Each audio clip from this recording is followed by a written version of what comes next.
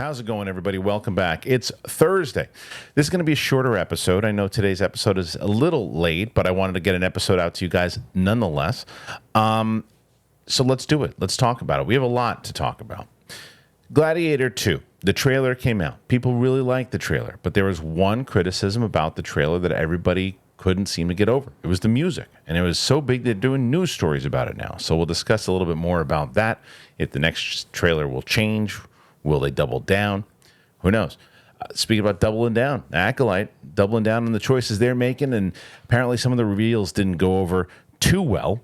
So we'll see what the response is going to be for the finale in general. Well, and then the next story, The Old Man.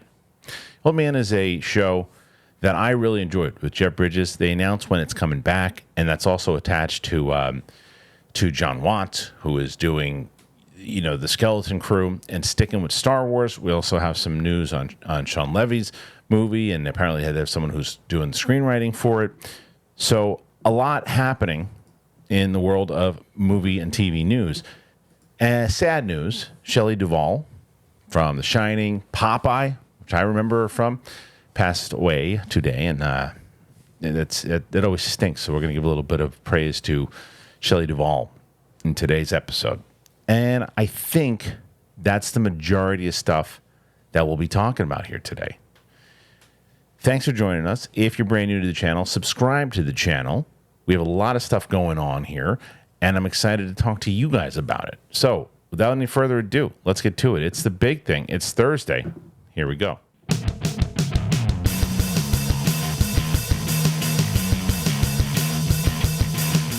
Welcome back, ladies and gentlemen, to the big thing. It is Thursday, and it's July. I know. You guys are watching the show, and you're looking around, and you're looking in the background, and you're seeing stuff. You're seeing stuff happen. And even right now, as we are talking to you, you're looking and you're seeing exactly what I'm seeing as I'm looking in the background here, and I have to address it. There's no pictures. No pictures. That's right. They'll be back. The pictures will be back eventually. And that's all I got to say about that. Nothing else out of the ordinary today. Just sitting here doing a show. But I'm excited that you guys are excited to talk about some movie news. So why don't we do that? Why don't we get to some movie news? And before I even do that, listen to this. I got a brand new channel. That's right, Clips channel. So I started to do clips back in the Collider Live days and when I had interviews and stuff, and I would put clips, and I'd put them on there, and they were long interviews, and I'd put clips, and a lot of people do that now, whether it's my good buddy Josh Horowitz, whether it's Michael Rosenbaum, whether it's Theo Vaughn, the list goes on and on. Chris Van Vliet, everybody has a clips channel. So I said, I'm going to start doing more interviews now. I'm going to start doing a clips channel, and that's what I'm doing. Right now, you have a lot of stuff from Jamie Campbell Bower that's on there. You can go and you can check that out. It's just Kristian Harloff Clips. It's in the link in the description. You can head on over there. And not only am I going to do celebrity clips, I'm going to do clip outs from movie stories. And I'll be doing that, and they'll all be on that channel because I don't want to bombard this channel. This is the main channel. So that's where you see that. So head on over there. All right, let's get to some news. It is time for some news. Gladiator 2, man. I really dug the trailer. I really liked that trailer a lot. A lot of good stuff going on in that trailer, and I was excited. The one thing, if you watched my trailer reaction, I said, I don't know, that music just kind of threw the whole thing off. Why'd they put that in there? It's like, maybe I'm in the minority. I wasn't. Gladiator 2, the trailer scores music backlash is the article on Dark Horizons. And it says the first trailer for Gladiator 2 had launched, and while there's plenty of love for the visuals, the casting, the filmmaking, the quality, there's also been a very strong pushback over some marketing decisions. There's over 12.5 million YouTube videos via the official Paramount Pictures channel. The film has racked up 107,000 likes and 163,000 dislikes. That's just because of the song? As the time of the writing, effectively a 40-60 split of like-dislikes. Despite the ancient Rome setting, the trailer used Jay-Z and Kanye West's rap song, No Church in the Wild, and that seems to be the source of much of the backlash going by the comments. One comment received over 20,000 likes saying the producers, "We got Denzel, let's throw a rap song in there to emphasize the Roman Empire." Others have been baffled about why it didn't use any of Hans Zimmer's iconic score from the first film. There are also negative comments with the overall project itself, wondering why does it need a sequel in general, while a few have complained about the trailer's 3-minute length.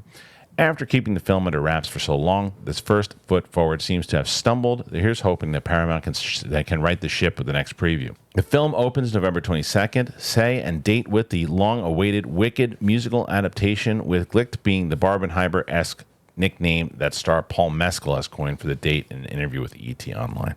Well, I don't know about that. But what I will tell you is that this is, when it comes to the music, I don't think that's going to represent the quality of the movie in general. There's been trailers many times over. There have been a lot of trailers, lots of trailers that have used music that people didn't like, and it's not in the actual movie. Now, do I think that the Jay-Z Kanye song is going to be in the movie? No. Should the trailer itself have that many dislikes just because of the music? I don't think so. It's a great trailer. It did throw me off a little bit when that started playing. I don't like modern music and stuff like that. I just don't. And then I love Bibiani. But I saw his take, which was, well, they didn't have musical scores back in that time either. And I'm like, come on. It's not the tone of Hans Zimmer is, if you would have put that theme in there, I think the trailer would have gone over a lot better than it did. I don't understand why they do that. It doesn't make a lot of sense to me. I wonder now, in the same way that when they did that Sonic trailer, well, the Sonic thing, they had to change the movie. They rendered the entire damn hedgehog to change that up. So I think that for this one, they're going to change it. In trailer 2, you're going to hear Hans Zimmer's music. I think that they're going to hear the message. I at least hope that they do. Because the movie looks great.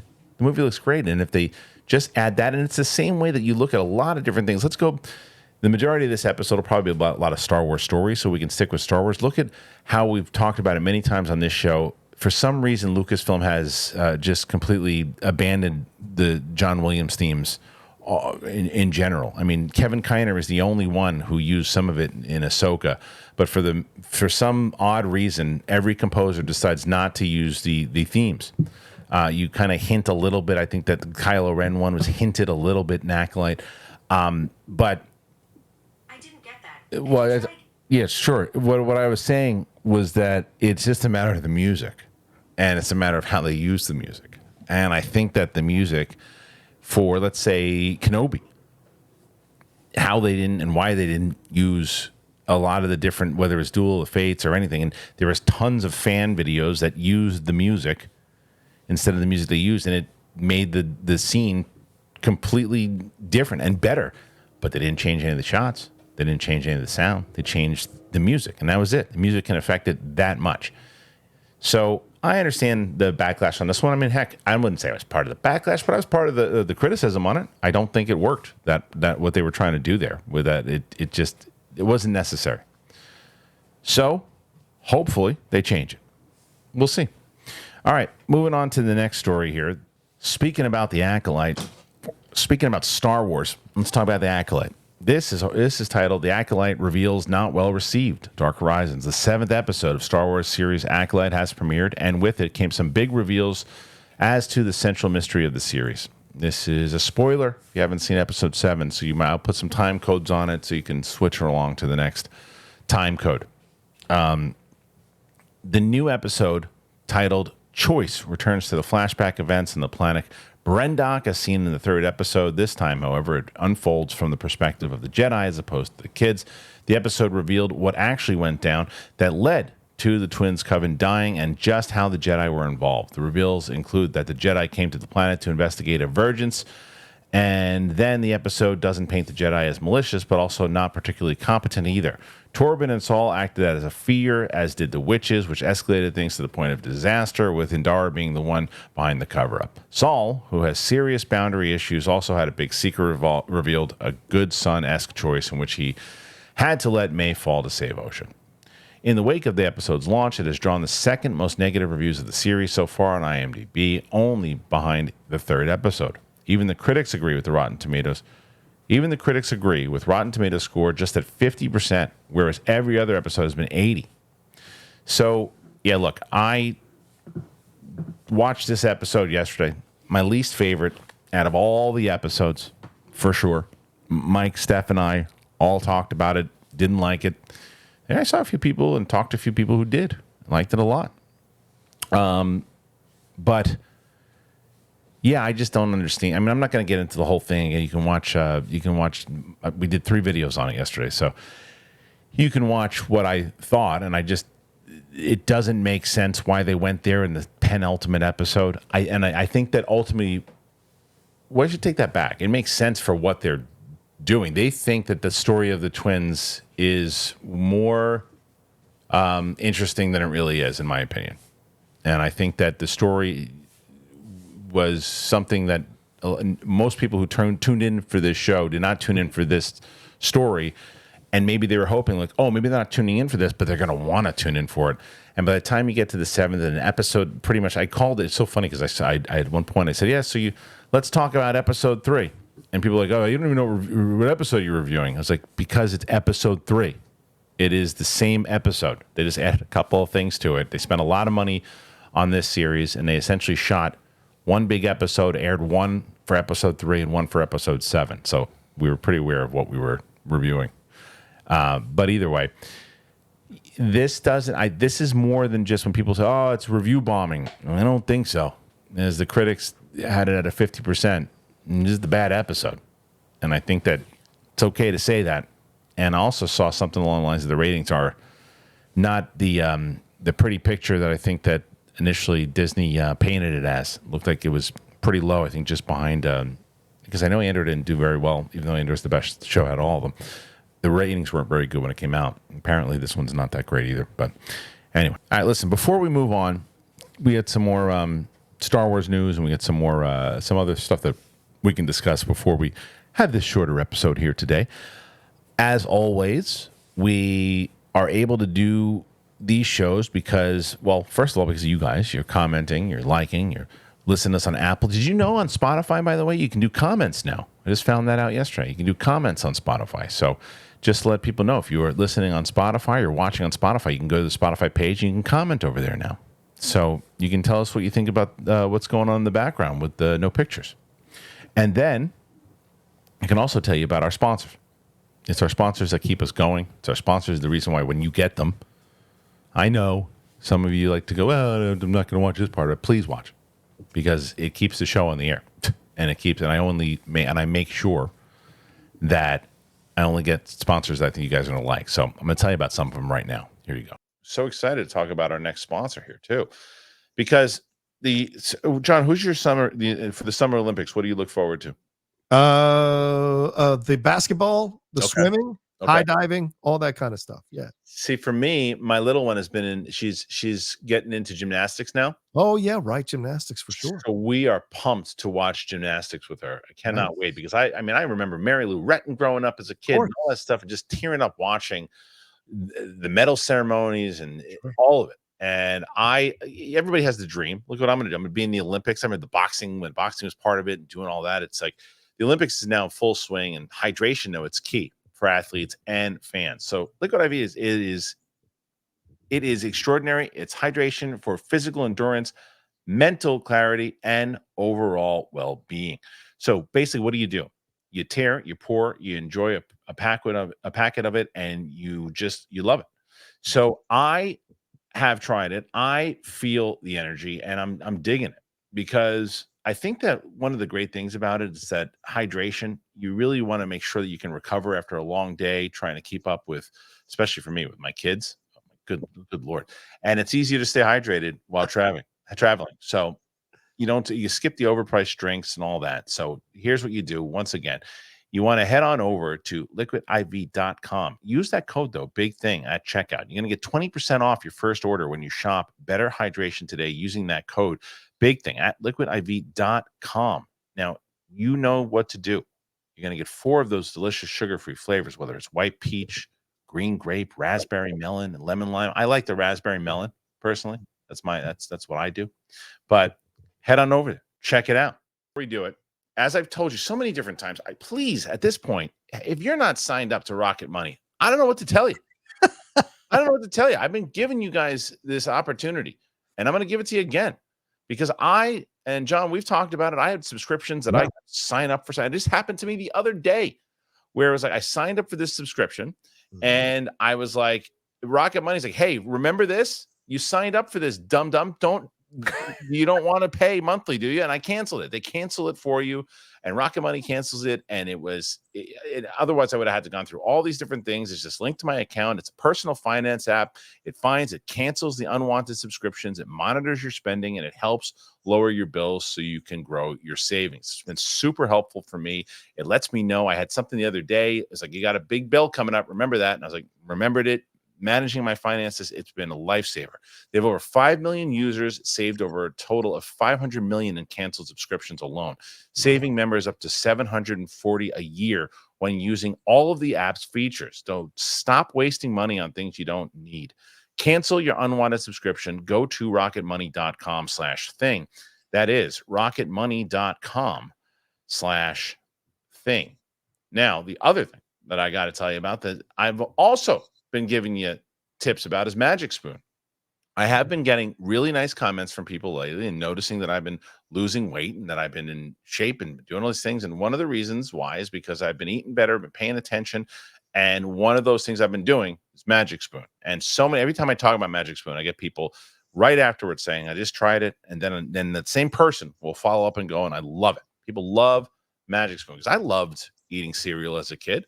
But as an adult, you can't do it because of all the sugar, and most of the cereals don't give me the protein that I need. And I found Magic Spoon, which is really great. And it tastes very similar to my childhood favorites, but it doesn't have all the sugar, and it's got a ton of protein. And that's my snack at night. Every serving of Magic Spoon cereal, it's got 13 grams of protein, 0 grams of sugar, and 4 grams of net carbs, so you can feel good about what you're eating. So the most popular flavors are fruity and cocoa. And there's so many more. I mix the cocoa and the peanut butter personally.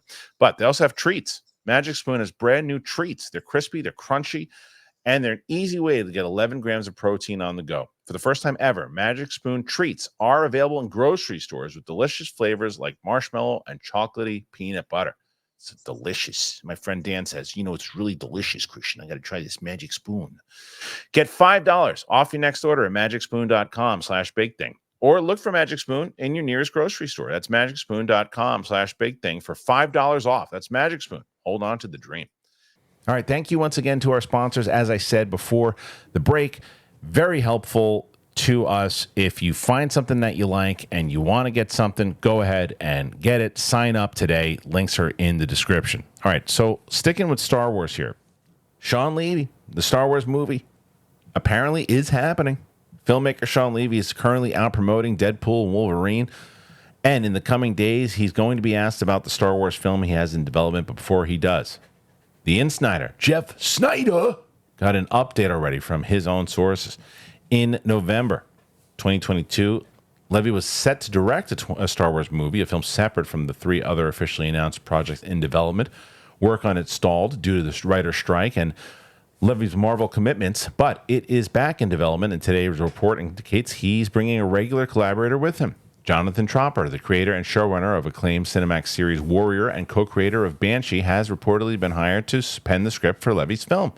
Tropper has worked with Levy twice before. He wrote the screenplay for Levy's 2014 ensemble comedy This Is Where I Leave You, which I really liked, and 2022's Ryan Reynolds led The Adam Project. Previously, Levy has said that Kathleen Kennedy first recruited him because she explained to him that she wants a story and a tone that reflects you and your taste and what you bring to your movies. So, Tropper is also behind the upcoming Apple TV Plus series, Your Friends and Neighbors. So this isn't shocking to me. It's not shocking to me that, they're pushing forward Levy's movie because in development because of look, Shawn Levy brings good projects forward. He's got a good tone. He's doing good things. Look what he's done in Real Steel, and already people are raving about what they've seen, even the 30 or 40 minutes of Deadpool 3. So that makes sense that why you'd want to have a guy like that doing that. The positives of all that, of why wouldn't you, if he's hot right now, he wants to do a Star Wars movie, he's been excited about it, and if you can get him, especially coming off of Deadpool, then get him. There's more positives than negatives. The negative to me is just, well, two things. One, Kathleen Kennedy has been pretty famous of saying, well, who's the hot director right now? Oh, Shawn Levy. He's about to have one of the biggest movies of the year. We had him. So we signed up. We had him already. Yeah, we have him locked in. Okay, yeah. To get that out of development hell and move it forward. It's Shawn Levy. He's going to have the biggest movie of the year. You can see that happen. The other side of it is that, well, first of all, we know Deadpool's going to do well. But the question is, how long before they say, oh, there's development problems between Shawn Levy and Kathleen Kennedy and Lucasfilm and creative differences, and then it turns into a Taika Waititi project. It turns into a Patty Jenkins project. It's like, yeah, the Rian Johnson trilogy project. It's like, yeah, it'll happen. Maybe not. I don't know. Who knows? And when would it come out? We still don't know when these other movies are coming out. Like, we know that right now it seems like Favreau's movie's coming first. The Mandalorian and Grogu. That movie will probably come first, followed by the Daisy Ridley movie, maybe, and that's 2026, right? Depending on if they go toe to toe with that Dune movie, which is rumored. Either way, and then 2027 seems to be the Filoni movie. Then maybe you also get the Mangold movie in 2027. So does that mean the Shawn Levy movie in 2028? So we're talking about movies 4 years out? Or do you move the Mangold movie again, and then that way you'd be, when you announce that movie, that was 2022. So I don't know. And this was, to be fair, this isn't an official announcement of anything. This is just Snyder is pretty dead on with his reports, and the overall story is, let's get past the if it's going to happen and more so focus on who's writing it. Great writer. That sounds good. I like that. I like the stuff that he's written. Amazing. What are we going to focus on? What's the story going to be about? So the positive side of it is outweighing the negative for me, because Shawn Levy, like him a lot as a director, like the writer, like the idea of maybe moving this forward. I think that if you can get it with Shawn Levy hot, like he is at the moment, I think you do, if you can make it happen, you do, the first movie is Favreau, the second movie is Levy. That's my opinion. I think, boom, hit those right away. And maybe you can, maybe you can't. I don't know. What do you guys think? Put your comments in there, let me know. All right, let's talk sad news here, guys. Shelly Duvall. Most of you probably know Shelly Duvall from The Shining. For me, it was Popeye. That was a movie I loved as a kid, and Shelly Duvall, she was in that, and she was in a lot of other things, but The Shining and Popeye star Shelly Duvall has died. The actress passed away in her sleep of complications from diabetes at her home in Texas. She was 75. Duvall was a discovery of filmmaker Robert Altman and made her on-screen debut as teenage seductress in Brewster McCloud. She also went on to star in multiple films for Altman, including McCabe and Mrs. Miller, Nashville, and an award-winning turn in Three Women. She also had a minor role in Woody Allen's Annie Hall before, in 1980, landing arguably her most famous role as Wendy Torrance, the wife of Jack Nicholson's Jack Torrance in Kubrick's film adaptation of The Shining. Around the same time, she was also Olive Oyl opposite Robin Williams in Popeye. Other roles in films were Time Bandits, Roxanne, Frankenweenie, Suburban Commando, Home Fries, and The Portrait of a Lady, with Duvall known for her versatility in roles. Duvall had also had a thriving production company with Think Entertainment, which scored multiple Emmy nominations for its innovative children's programming for cable. She returned to acting in 2022 after 2 decades away with a role in The Forest Hills. Duvall revealed on an episode of Dr. Phil in 2016 she had been suffering from mental illness. Survivors include musician Dan Gilroy, who she'd been involved with since 1989, and her brothers Scott, Stuart, and Shane. What's a bummer about this as well is that a little while ago, I had one of Shelly's reps reach out to me about possibly getting her on the show, and I was like, I was interested in speaking with her because of, obviously, I mean, look, Popeye to me was, as a kid, was one of my, I loved that movie, and obviously Shining, and it's pretty documented of what she went through during that movie and how she was really she went through a lot during that movie. What that movie was about, the way that she was treated on set, and all that and more. But it was good to see she was making a comeback, and it's super sad that that's what happened. She was 75. It's weird when you hear 75. You say, oh, it's older. It's still fairly young considering, And yeah, it's always anytime we do these stories, it's usually the same type of reaction to it, is that you just feel for the family, you feel for everything that she kind of went through, and you hope that it was A, was peaceful, and B, she's more at peace now. So rest in peace to Shelly Duvall. All right, this might be one of the last ones that we do here today. I want to look, maybe we'll do one more, but I've got to talk about this because I have mentioned on this show many times over about The Old Man. It's such a great show. I loved that show. And then it kind of was halted because it was announced that Jeff Bridges was sick, and it looked like he's beaten it. And the show was just, when you watch the episode, the season, you see it just kind of ends, and then when you find out why, you realize, oh, well, that makes sense. Well, it looks like we're getting an announcement for season 2. The Old Man, season 2. It's going to launch this September. It's amazing. FX has announced the September 12th launch date for the second season of its Jeff Bridges and John Lithgow-led series, The Old Man, along with releasing a concept teaser trailer and a lengthy synopsis. In the new season, former CIA agent Dan Chase and former FBI Assistant Director Howard Harper set out to recover Emily Chase after she was kidnapped by Afghan tribal leader Faraz Hamzad. With all three men claiming her as their daughter, Emily finds herself in an identity crisis. As Chase and Harper fight their way to get Emily, Hamzad is forced to make decisions that could endanger his family and his village.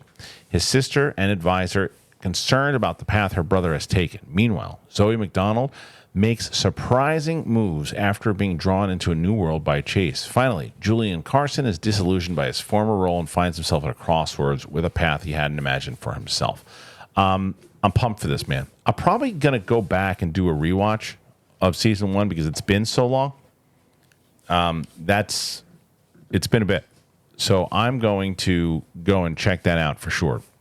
The part 1, because with part 2 coming out, I think it's going to be more detailed because everybody is back and healthy, and I'm excited for this show. If you haven't watched this show, watch it. It's really, really good, and it's one of the main reasons I'm excited for Skeleton Crew, because John Watts directed the first episode. I think he did the second, but I know he did the first one, and the first episode of that show is fantastic. So I'm excited to see what Levy's going to do with it. But Jeff Bridges, so damn good in that episode. I wish that Jamie Costa was here to do his Jeff Bridges impression. But anyway, it's how many of you guys who are watching this right now watch The Old Man or did watch The Old Man? Let me know. I want to know your thoughts. But season 2, and the fact that it's coming out in September, I didn't know that. I mean, it's the same way that like 1923 is another show that I really liked that just fell off the face of the earth. Like, what happened to it? And now it looks like, well, I don't know. The rumors are that it was coming back this year, maybe next year. I have no idea. But this one was another one. Like, when's The Old Man coming out? And then out of nowhere, it's September. Like, great. So maybe that's the same thing for 1923. But I want to hear your thoughts. Let me know. Now, let's actually end with this. Beverly Hills Cop, Axel Foley. It takes the Netflix top chart. Unsurprisingly, the Eddie Murphy-led Beverly Hills Cop, Axel, topped the Netflix charts for the first week of July. In the streamer's just published top 10, the revival of the action comedy franchise landed 41 million viewers. That came in ahead of the 31.9 million second week of the Nicole Kidman, Zac Efron rom-com A Family Affair, and the 9 million third week of the Jessica Alba-led Trigger Warning. The film made the top 10 in 93 countries and is the highest premiering Netflix original film in 2024, very narrowly beating out Shark Film. The film made the top 10 in 93 countries and is the highest premiering Netflix original film in 2024, very narrowly beating out the Shark Film Under Paris at 40.9.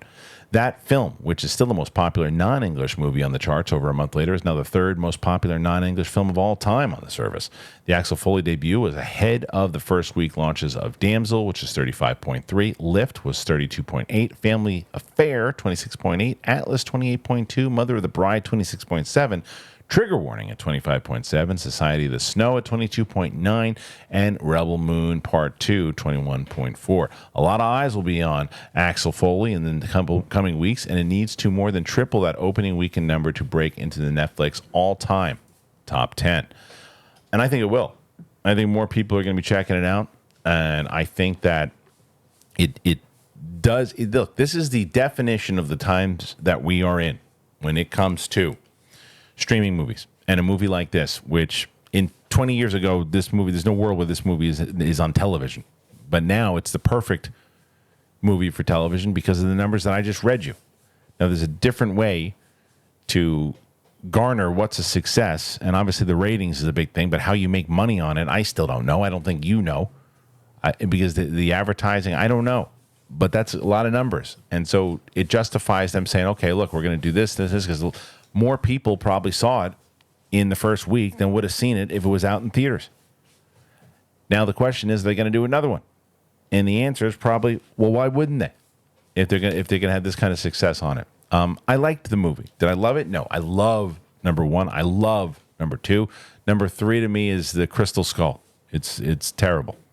But the fourth one was a fun inclusion to the franchise. There's some parts of it that felt a little bit more goofy than I think is normally in the first 2.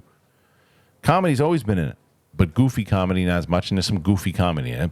But it still has heart, and it still has those good moments. I thought Joseph Gordon-Levitt was great in the movie as well, and Eddie Murphy is the man.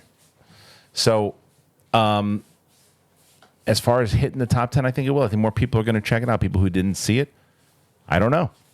I think that they will. What do you guys think? How many of you guys watched it? Put your comments in there. That's what I want to see. How many of you guys watched Beverly Hills Cop? I really want to see if that's the case. All right. I think that's it. I think we got the majority of it. You came close. Came close to finishing it up, but we couldn't finish all the stories. Oh, what are you doing here? Just let me know when you're rolling. I didn't even know you were here. When'd you get in? Okay. All right. Thanks for joining us. We'll see you on the flip side. Apple Podcasts, Spotify, you can comment. You can make comments on Spotify. Hit that subscribe button. Do everything that you need to. Thanks to our sponsors once again. We'll see you later. See you tomorrow. Capes and Cows. And by the way, Roxy couldn't be here today because we're working on the studio, if you didn't know. And Brett will be in studio eventually, too. I don't know when he's going to get here, but we'll get him here. All right. See you on the flip side. Bye.